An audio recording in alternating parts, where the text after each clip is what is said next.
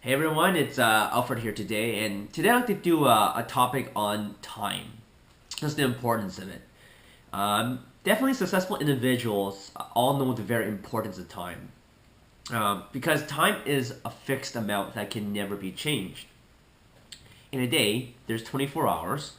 This was the same, 100 years ago, and it's still the same today, obviously. This means that all, brilliant individuals that made their incredible discoveries and brought us to where we are today have the same amount of time that me and you have.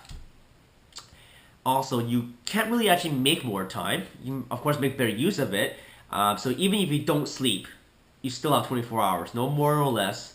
It's always funny when I hear people say they manage their time when in fact time is something that you can't really manage because it's always fixed, so to speak. Only your tasks can be managed, as you can decide how much time you want to allocate to them. And while I guess we're on the topic of sleep and time management, I would also like to point out that the more time that in your life, sorry, about half of the time is already gone, so to speak. Think about it. There's 24 hours in a day, and assuming you slept for 8 hours in a day, that means you have 16 hours left. Now, let's say you work 8 hours on your job, business, or whatever. This leaves with 8 more hours. Now, assuming you spend 4 hours for transportation, eating, going to the bathroom, your remaining I guess daily tasks. This leaves you with about 4 hours or so of free time left, or less if anything. Now of course everyone's different. Some people more, some people less. Depending on the situation, if you're a student, working full time, or retired, just to name a few. But however, I mean at the end of the day, I would say the mass majority of us definitely have a little even less than the time I mentioned there.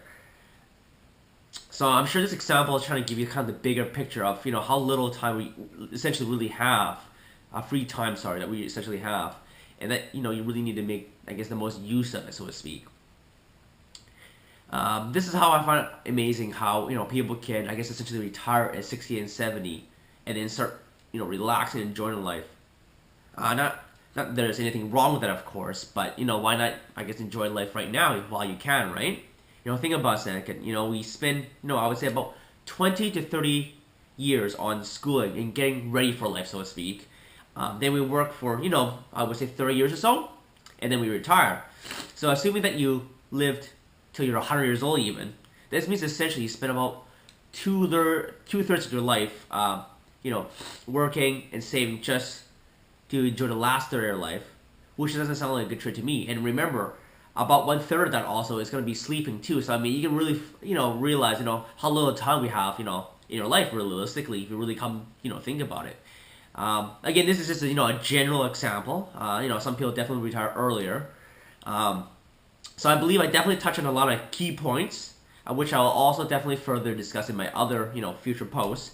But again, guys, leave your comments below, as I love to hear from your time management tips. Thanks so much. Bye bye now.